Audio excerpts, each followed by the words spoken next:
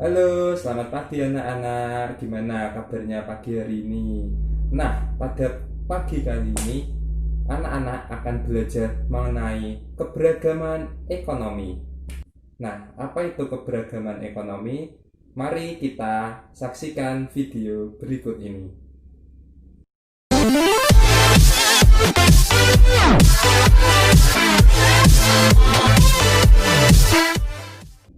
Bapak akan menerangkan pengertian keberagaman ekonomi.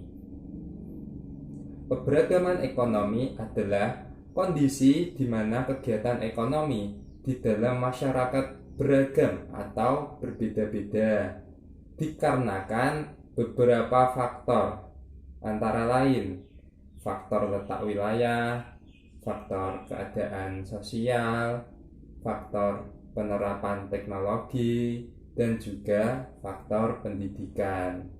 Adapun faktor-faktor yang lain yang mempengaruhi keberagaman ekonomi di Indonesia.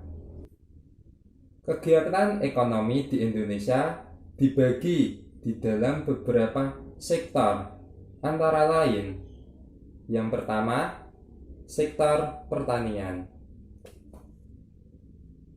Yang kedua, sektor industri.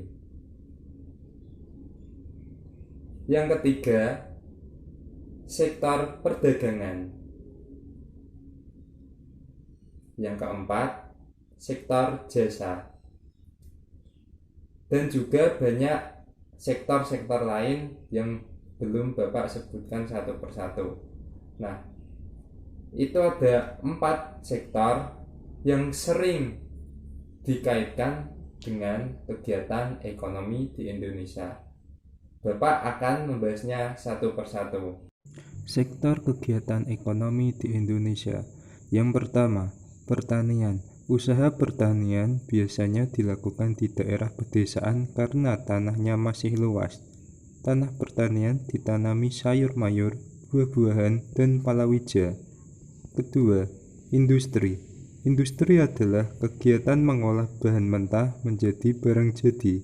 Akan tetapi ada juga industri yang hanya mengolah bahan mentah menjadi bahan setengah jadi atau bahan jadi. 3. Perdagangan. Perdagangan adalah semua hal yang berhubungan dengan kegiatan jual beli. 4. Jasa. Jasa adalah segala aktivitas atau manfaat yang ditawarkan produsen kepada konsumen. Jasa tidak berwujud dan tidak menghasilkan apapun, tetapi memberikan pelayanan kepada konsumen. Adapun contoh keberagaman ekonomi di Indonesia bisa dilihat di lingkungan terdekat kita. Beberapa banyak jenis profesi yang bisa kamu jumpai. Tentu ada banyak keberagaman profesi yang ditekuni oleh masing-masing orang. Hal ini dinamakan dengan kegiatan ekonomi. Ada 3 sikap yang perlu dikembangkan dalam keberagaman ekonomi di Indonesia. Yang pertama, tidak memandang diri sendiri lebih tinggi kepada orang lain atau memandang rendah orang lain, terutama dalam hal suku dan budaya.